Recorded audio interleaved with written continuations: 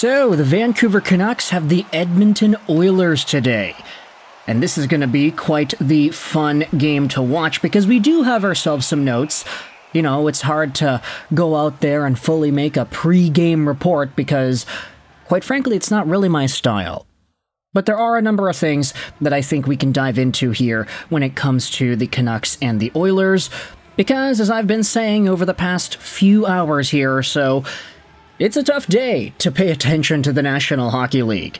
There are 16 games on tap, meaning that any topics that we have might be interfering with inevitable game times.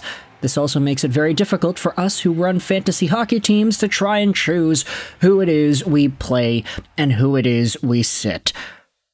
It's tough, man. NHL going from 0 games yesterday to 16 games today to 1 game tomorrow. Get your streamers in from Washington and New York, folks. But today the Canucks play off against the Oilers, and they have all the momentum in the world. We had ourselves some notes from Adam Foote from yesterday's practice, courtesy of Jeff Patterson on Twitter. Here are some of the notes.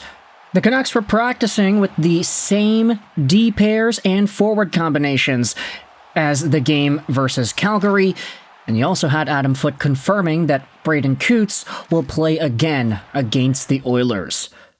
Now, there were some people going out there and talking about Cootes, not as much as some of the other guys from Game 1 of the 2025-2026 campaign. It's kind of funny because heading into Game 1, everybody was like, oh yeah, Braeden Cootes, this 18-year-old, he made the team, it's the biggest story.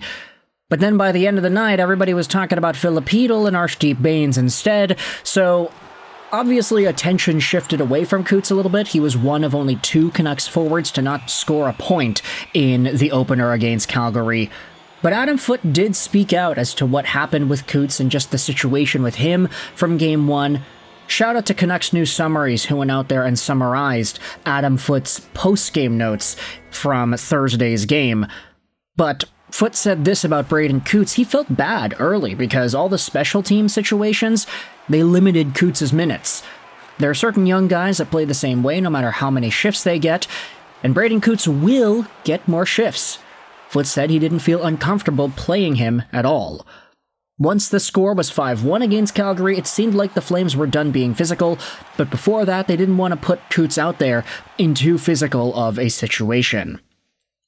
So there you go. It's a little bit of a protection thing for Braeden Cootes. He didn't get many minutes in Game 1 versus Calgary. We'll see what happens later today against the Edmonton Oilers. Obviously, you're going to think about line matchups, and Besser, Pettersson, DeBrusk probably getting McDavid's line. Probably. I mean, you kind of have no choice, right? You don't want Filipidal or anybody going out there against Connor. Actually, Filipidal, probably one of the only guys that can match Connor's speed, but obviously the defensive responsibility needs to be amped up to the max if you're playing off against McDavid. Furthermore, we did have ourselves some conversations about goaltending. There was a bit of a debate as to whether or not starting Lankinen or starting Demko would be the most appropriate move for today's game against the Oilers. I know in Halford and Brough they had an entire debate as to what Kevin Lankinen's role is on the Vancouver Canucks. Is he the backup or is he the 1B?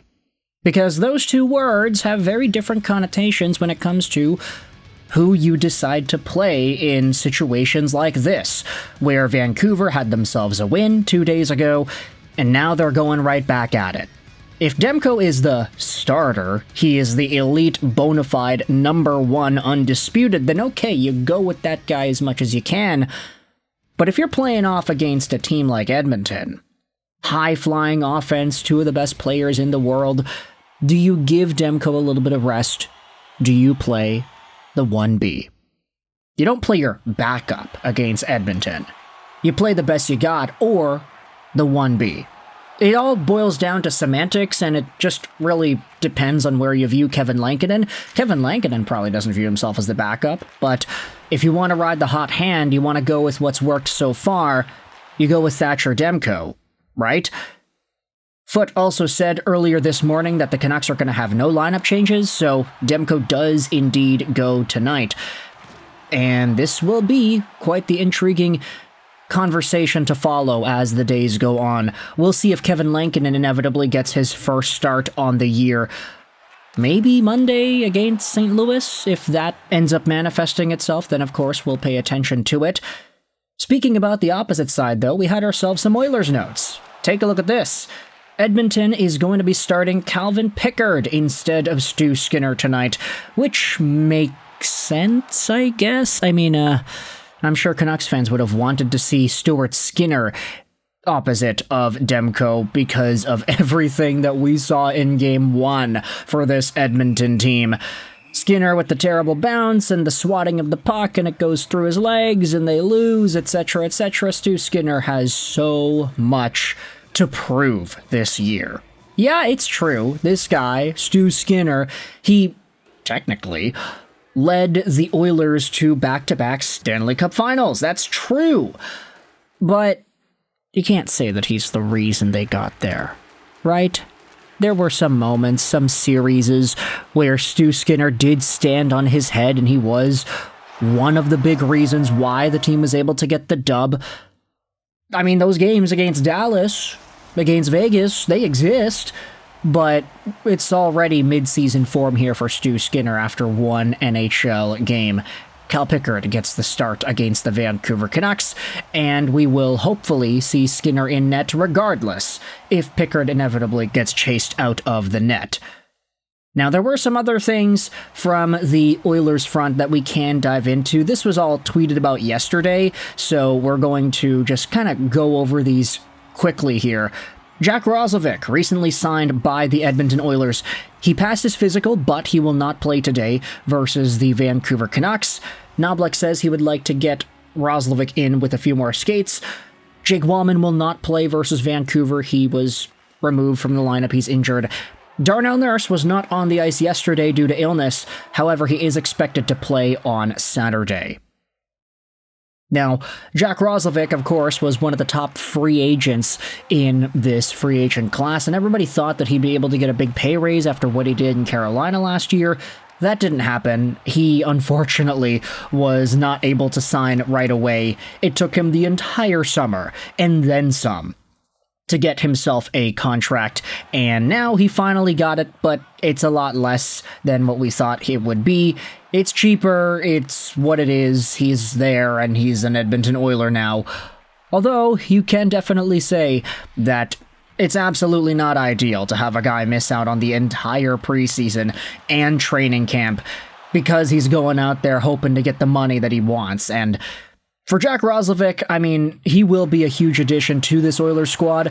Reports came out there that the Oilers wanted two guys in this offseason, Mangiapane and Roslovic, and they got them both. So good on them, I guess, for getting their business done, but they're going to have to wait a little bit before Roslovic is actually able to be a meaningful contributor to this lineup.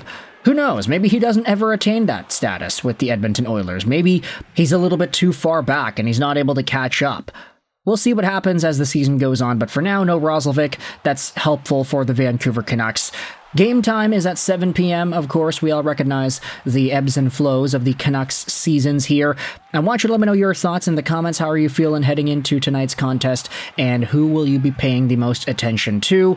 I've got my eyes on Jake DeBrusk. I've got him in both of my fantasy leagues this year, and then on the Edmonton side, I'm not saying I want Thatcher Demko to give up some goals, but if Ryan Nugent-Hopkins and Leon Draisaitl get up on the score sheet, I'm not going to be too upset. Thoughts in the comment section below about this upcoming game. If you enjoyed this video, feel free to hit the like button. Dislike button's there if you did not like this video.